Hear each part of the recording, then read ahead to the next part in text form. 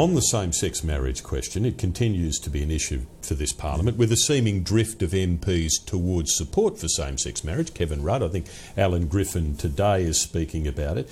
Has your view changed at all since you made your claim last year about same-sex marriages leading to legalised polygamy and bestiality? Kevin Rudd's a conviction politician of convenience. I mean, how convenient. He used to hold the doorstops outside of church, and now he suddenly had this epiphany about same-sex marriage. You can change your mind, though. Of course surely. you change your mind, but not simply for base political instincts, and I suspect that's what Kevin's done.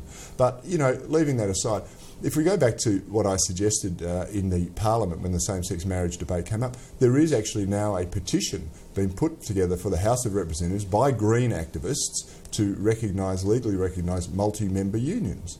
Now, I said that would happen. It's happening. We haven't even taken the first step. Now, you know, I think there should be alarm that if you're going to redefine a word to satisfy demands of a minority, then you're going to face continuing demands in that space. A trend towards legalised polygamy and bestiality hasn't happened, though, has it? And I'm not sure there's any evidence to suggest that it ever will. Well, there is a demand. There is an organised group looking for multi-member marriage and recognition of that. It's Green activists. I've given a number of speeches in the Parliament about it. And the other example that I gave about bestiality, of course, it was an extreme example, but once again it's linked to the radical agenda of the Greens Party and Peter Singer, their founder, who has endorsed these sorts of relationships. And I find that absolutely abhorrent and disgusting. Right around the world people are waking up to this and then outlawing it in places like Sweden and in Germany, and they're still to do it in Denmark, I understand. Your views on that comment haven't changed a scintilla, have they?